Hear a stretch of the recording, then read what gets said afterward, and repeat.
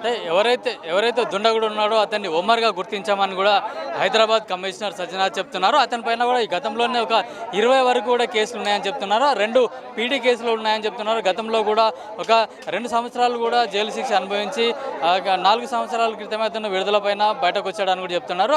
అప్పటి నుంచే కూడా కొన్ని దొంగతనాలు, ఇట్లా చిన్న చిన్న దొంగతనాలు, చైన్ స్నాచింగ్లు, సెల్ ఫోన్ చోరీలతో పాటు కత్తులు కలిగి ఉండడం, వివిధ కారణాల చేతనే అతనిపైన పీడీ యాక్ట్ పెట్టాము అని చెప్పి సజ్జనార్ కూడా చెప్తున్నారు. అయితే ఇప్పటివరకు అయితే ఈ ఘటనలో ఉన్న వాళ్ళనైతే ఎవరైతే బుల్లెట్ గాయాలైనాయో ఒమర్ను హాస్పిటల్కి తీసుకెళ్ళామో అతనికి చికిత్స అందిస్తున్నాము. అట్లాగే ఈ విచారణ అంటే మొత్తం ఇన్వెస్టిగేషన్ జరిగిన తర్వాత సీన్ రీకన్స్ట్రక్షన్ జరిగిన తర్వాతనే పూర్తి వివరాలు మనకి తెలిసే అవకాశం ఉందని కూడా సిపి సజ్జనార్ చెప్తున్నారు. అయితే పోలీసులకు కూడా చిన్న చిన్న గాయాలయ్యాయి.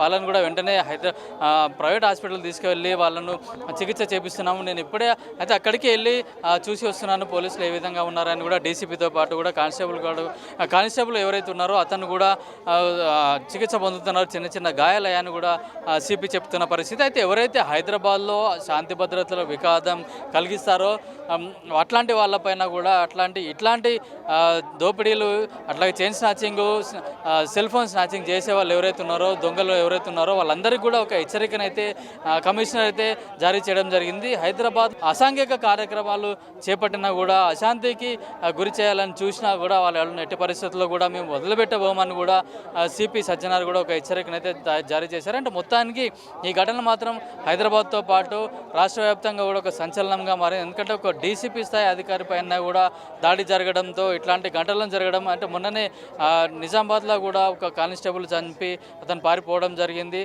దాని తర్వాత మొన్న 2 రోజుల క్రితం కూడా గోరక్ష కార్యకర్త పైన కూడా కాల్పులు జరగడం, అదేవిధంగా ఈరోజు కూడా హైదరాబాద్లో చాదర్ఘట్ దగ్గర విక్టోరియా ప్లే గ్రౌండ్ దగ్గర కూడా పోలీసులపైన దాడి జరగడం, ఇవన్నీ చూస్తుంటే కూడా పోలీసులు కూడా కొంచెం స్ట్రిక్ట్గా వ్యవహరించాల్సిన పరిస్థితి ఉంది. రాష్ట్రంలో శాంతి భద్రతలు కానీ అట్లాగే హైదరాబాద్ బ్రాండ్ ఇమేజ్ని కాపాడాలంటే కూడా పోలీసులు కూడా కఠిన చర్యలు తీసుకోవాలని కూడా ఇక్కడ స్థానికులు అభిప్రాయపడుతున్నారు. ఎందుకంటే ఇప్పటికే ప్రపంచ పటంలో హైదరాబాద్ అయితే ఒక టాప్ స్థాయిలో ఉంది. సాఫ్ట్వేర్ ఎంప్లాయీస్ కానీ అట్లాగే కాస్మోపాలిటన్ సిటీ అని కూడా దేశంలో ఉన్న అన్ని రాష్ట్రాల ప్రజలు కూడా ఇక్కడ హైదరాబాద్లో నివసిస్తున్నారు. వాళ్ళందరూ ప్రశాంతమైన జీవితం గడపాలంటే కూడా పోలీసులు కూడా కఠిన చర్యలు తీసుకోవాలి. ఇట్లాంటి దొండగుల పైన కూడా కఠిన చర్యలు తీసుకోవాలని కూడా, అట్లాగే భవిష్యత్తులో ఎలాంటి చర్యలు తీసుకోకుండా కూడా ఇట్లాంటి ఘటనలు జరగకుండా పూర్తి స్థాయిలో పోలీసులు పటిష్ట బందోబస్తు కూడా ఏర్పాటు చేయాలని కూడా స్థానికులు కోరుతున్నారు.